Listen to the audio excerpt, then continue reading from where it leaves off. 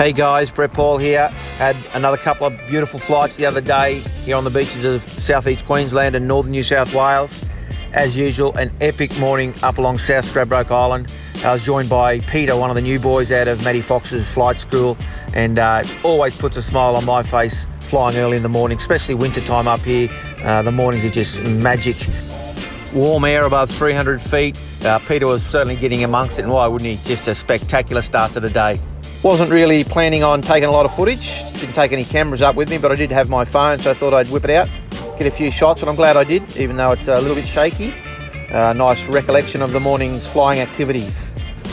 First time for him flying up a jumping pin, which is on the northern end of South Straddie Island.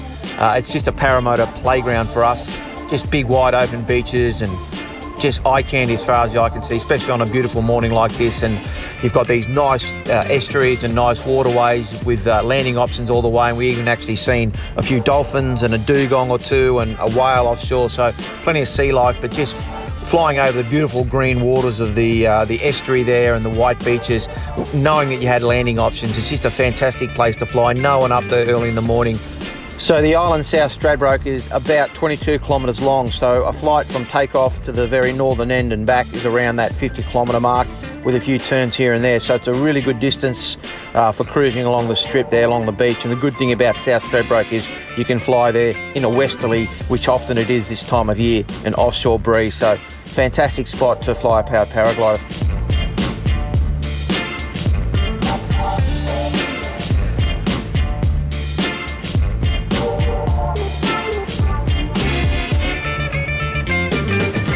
Generally early in the morning, there's no problems with air traffic along this strip of beach here, but certainly from about 7 o'clock on each day, the air traffic starts to pick up, and by about 8 o'clock, the tourist helicopters are starting. So carrying a VHF radio in this area is certainly a must to ensure your own safety, plus also to keep the goodwill that we've got going with all the air traffic in this part of the world. It's been built up over many years, and to this day it continues to be a great working relationship with both the commercial and the recreational GA aircraft that use the narrow strip of coastal area that we all fly in.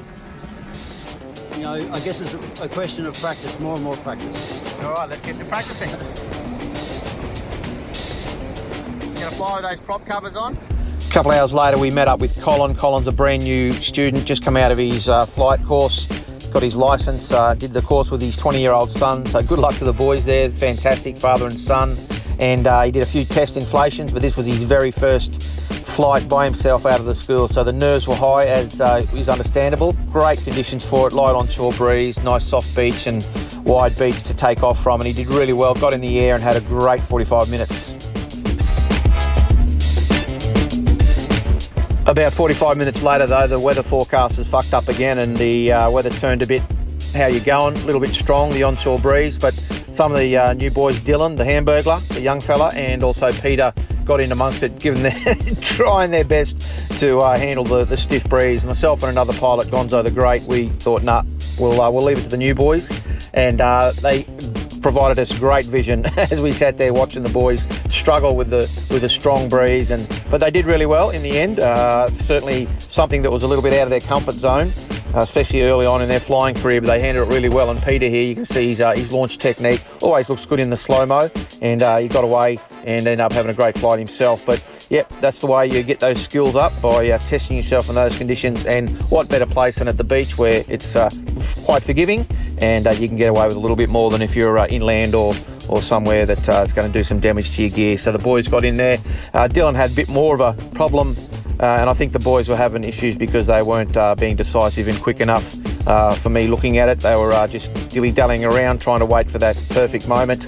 Now when the wind's strong like that, you have to definitely get the wing up, turn and go, don't stuff around, because it will want to drag back constantly, and I think that's the problem that young Dylan was having, Dylan the Hamburglar. So, but they, like I said, the boys got out there, got amongst it. A little bit of overcast, shitty afternoon, so the light was disappearing, so the imagery isn't that great.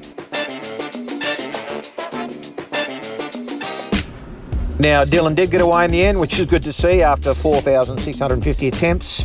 And look at that smile on Pete's face. That says it all for me. What a great day's flying. See you later.